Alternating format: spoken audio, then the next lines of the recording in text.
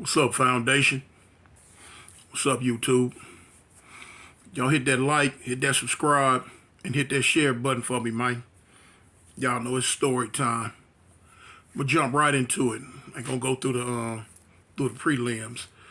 As you can tell from the title, this is about a dude named Big Melvin. You know, we used to call him Big Dummy. He was Crip. He was 6'0", but he was out of Montgomery, Alabama. He wasn't from L.A. He's from Montgomery, Alabama. He was locked up out here in Alabama with me, and we was real close. We was real close. Back in the '90s, in the late '90s, early 2000, we might have been the two biggest dudes in the system at that time. We were in St. Clair Prison, and that's one of Alabama's most maximum security prisons. We got real tight when I first hit the yard. Me and Melvin got real cool, cause we was both. You know what I'm saying? We both about the same height. I was a little bit taller than him. I was like 6'2", 6'3". He might have been 6 feet, 6'1". We was real tight. We was real cool. I'm talking about, man. Look, we clicked it off. We clicked it off immediately. We took to each other. You know what I'm saying? He was Crip, I was Crip. You know, boom.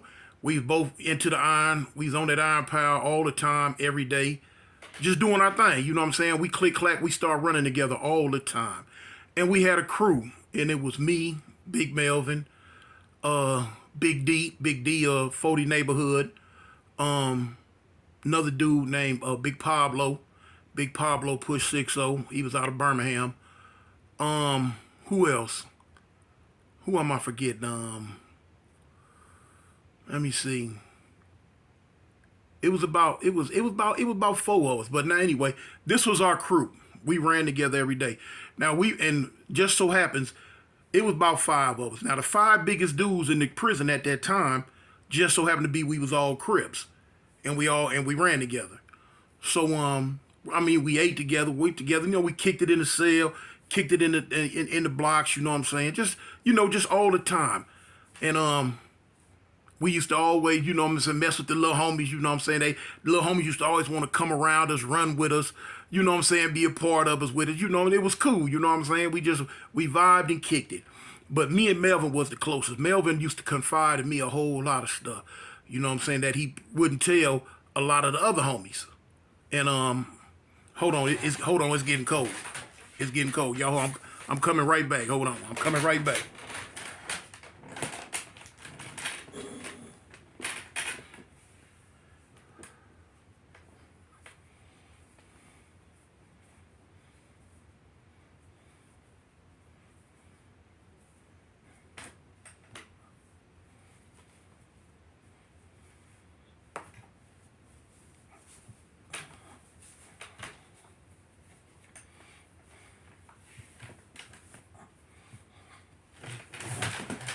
So anyway, yeah, it was getting cold, y'all.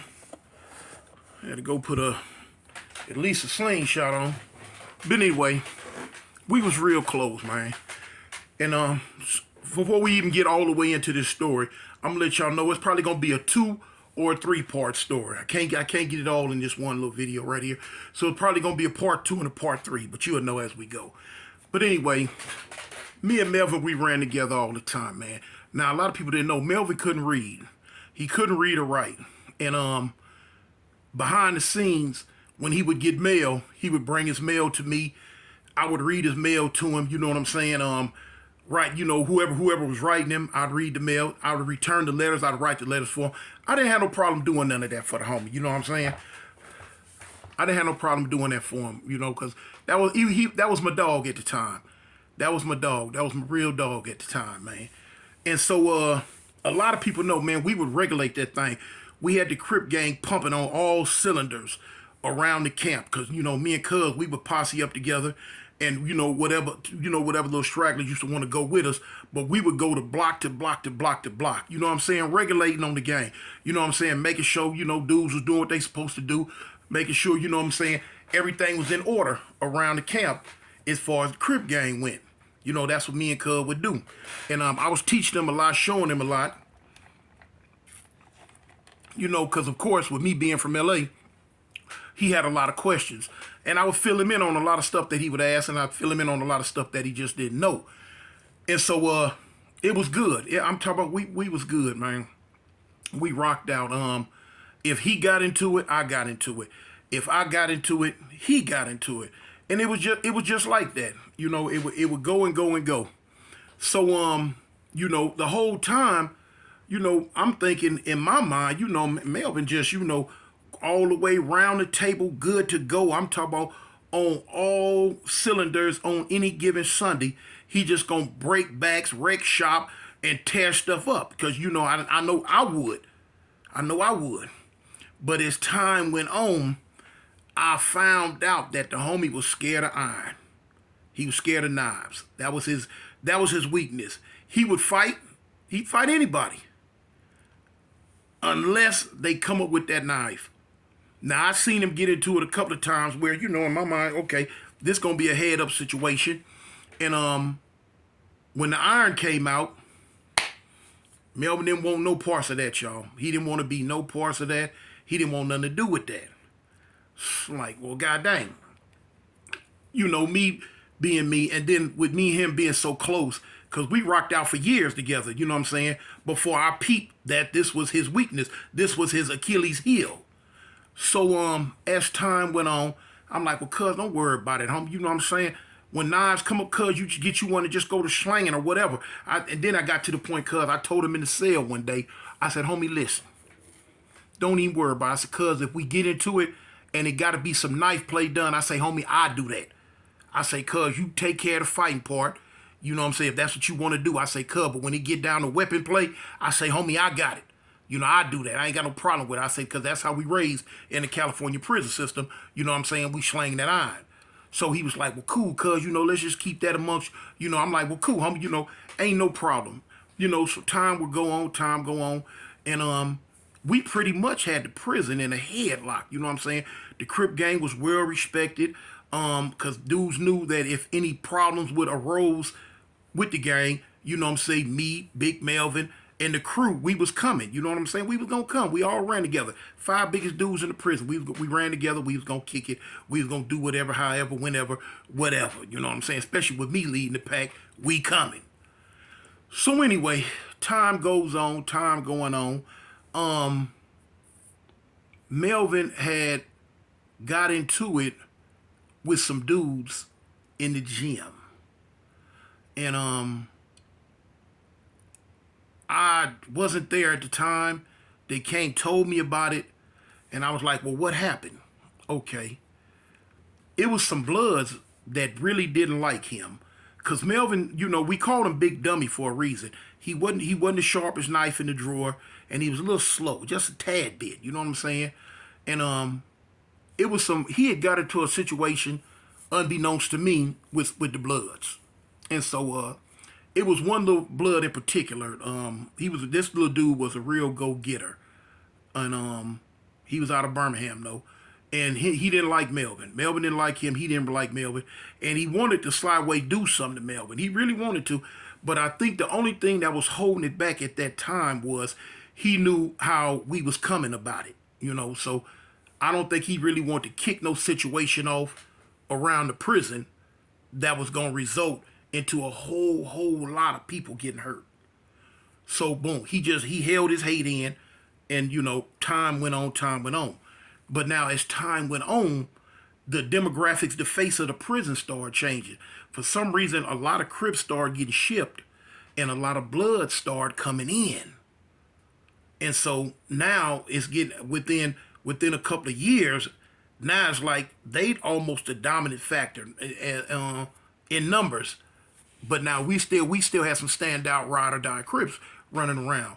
But they got bold. They got bolder to the point to where they was doing stuff, saying stuff, and acting stuff that just, you know, rubbed us the wrong way. And I'm already telling them, I say, look, y'all might as well get ready because we're going to have to take it to these cats. And true enough, that's how it played out. Riots started happening, dudes started getting stuck. They started a couple of times. They had jumped on some crips a couple of times and all this. So I'm like, whoa, you know what I'm saying? It's finna, here we go, y'all. It's finna get hectic. So lo and behold, Melvin would get into it with the police. He would do other stuff. We coming from canteen one day. We coming from the store. You know, I was the one who used to fill out his store slips and stuff and ride up there and get it with him because, you know, he had a good family, mama, daddy. You know what I'm saying? They took care of him. They looked out for him, his brothers and stuff. Anything he needed, you know, I got real good with his moms. Me and his moms was real tight. I'd even start going on a visiting yard with him. When he go on a visiting yard, his cousins or his sisters or somebody would call me out so I could go out there too. And I got real good with his mom, you know what I'm saying? And she you know, she showed me love when she would send him packages. If I didn't have nobody send me no package at the time, she would send me one too. When she sent him money, she would send me money. And we was just good like that. It was cool, you know? So boom, time going on. So new people have came to the yard. New bloods done came to the yard that didn't know how the prison used to be. They didn't know how, you know what I'm saying, our little crew was, which some of our crew was missing that got transferred.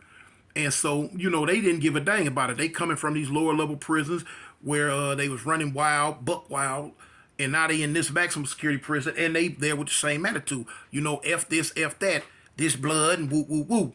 So, okay, we see them coming in, we peeping them. We already getting preparing because we know, we see the attitude, we know what's going to eventually happen. So, boom, time goes on.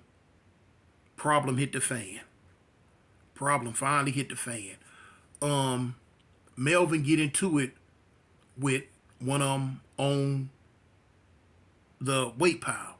And he got into it with a dude named Lil Head. Now,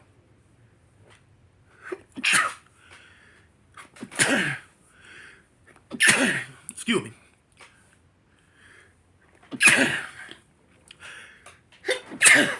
Ooh, excuse me. Now, Lil Head was a little bitty dude. Little blood dude out of Mobile, Alabama. Lil Head was a rider though. I mentioned Lil Head in other stories. They were on the iron pile. So now with them being on the iron pile, it was Lil Head and 3-4 more bloods. So they had got into it with another little crip named was it Lil Dave? If I'm not mistaken, it might have been Lil Dave. But Lil Dave Lil Dave claimed 5'9" Hoover. But he was out of a place called Dothan, Alabama.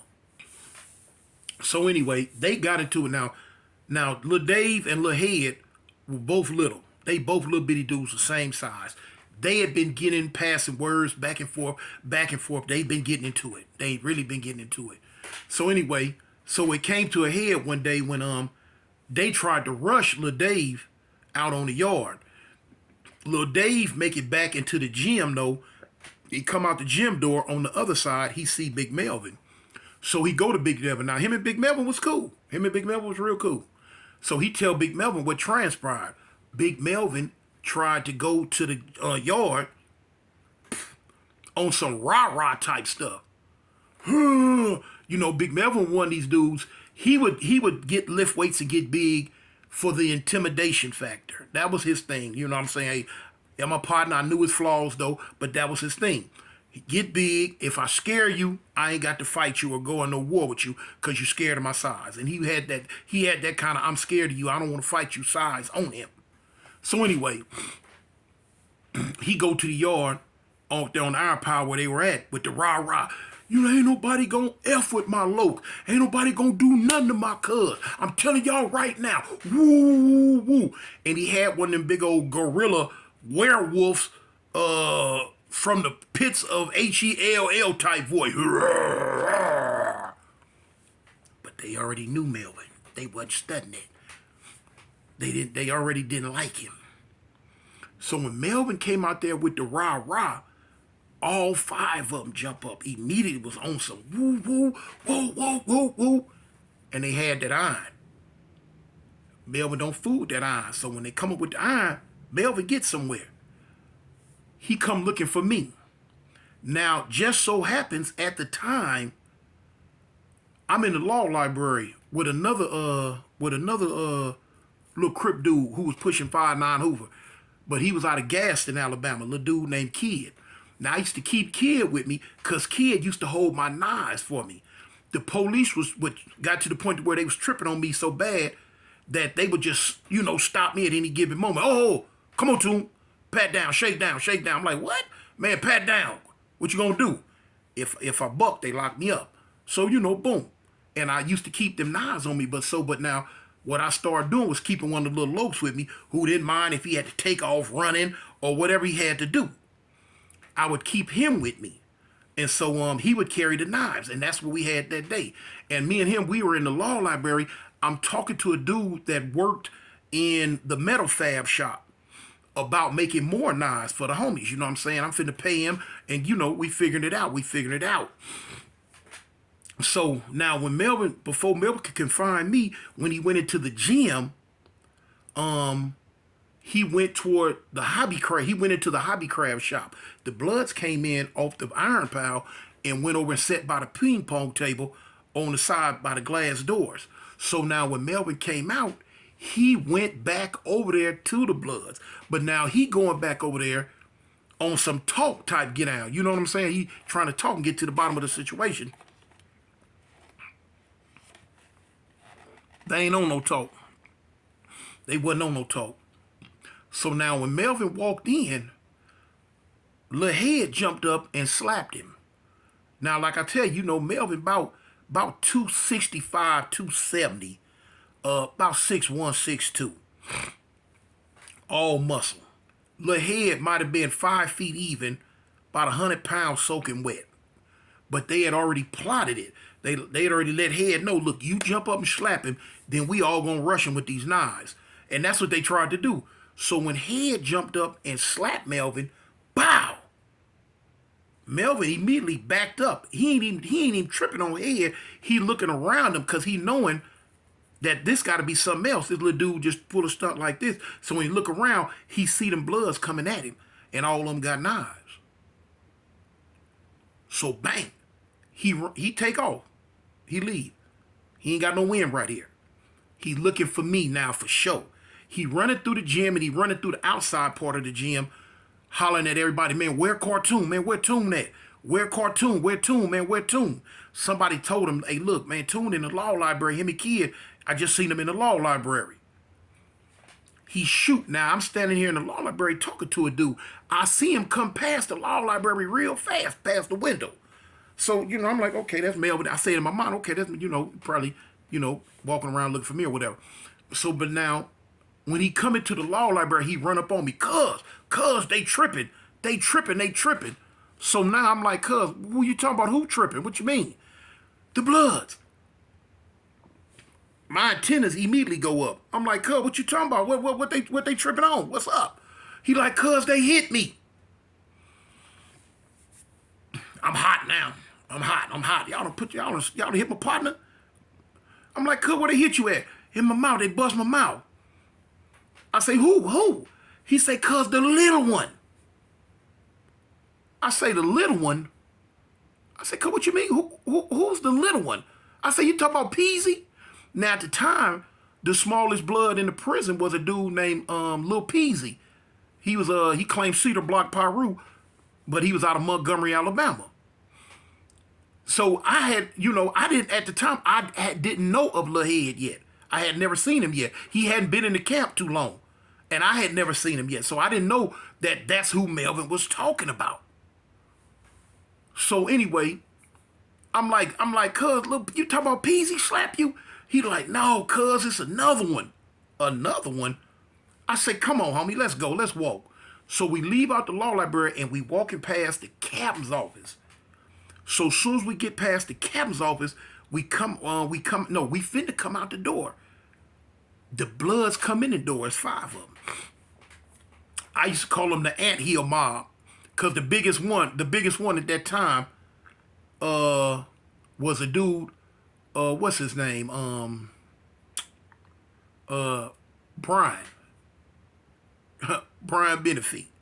He was 6 Deuce Brim out of Birmingham. So he was a troublemaker from day one. I knew him from the county jail. But he was a troublemaker. But he was about what he was about. When I say troublemaker, I mean troublemaker is that he's about what he about. He was about his blood, and that was him. And he was gonna pull a stunt. You know what I'm saying? He wasn't nothing scary about him. He was gonna pull a stunt. So okay, he come through the door first.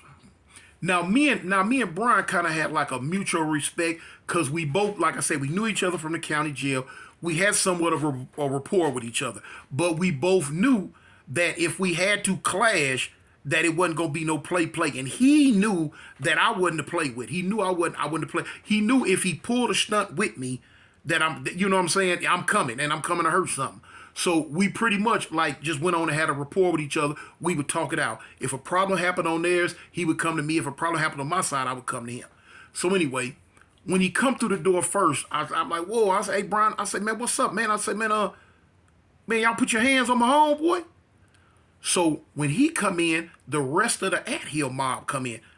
It's like 4 of them. And now this is my first time really seeing who Lil Head is. Little bitty short dude, little bitty dude. So when he fall through, so Brian say, man, Melvin tripping. It's Melvin fault. So I'm looking at the little dude. So I'm like, boom. Now Melvin had already told me that because I asked him, I said, well, cuz, what you want to do? He had already told me that he wanted to stab Brian. I say, cuz, you want to stab Brian? He like, cuz, that's what I want to do, big homie. I want to stab Brian. I'm like, okay, well then, that's it then. You go, boom.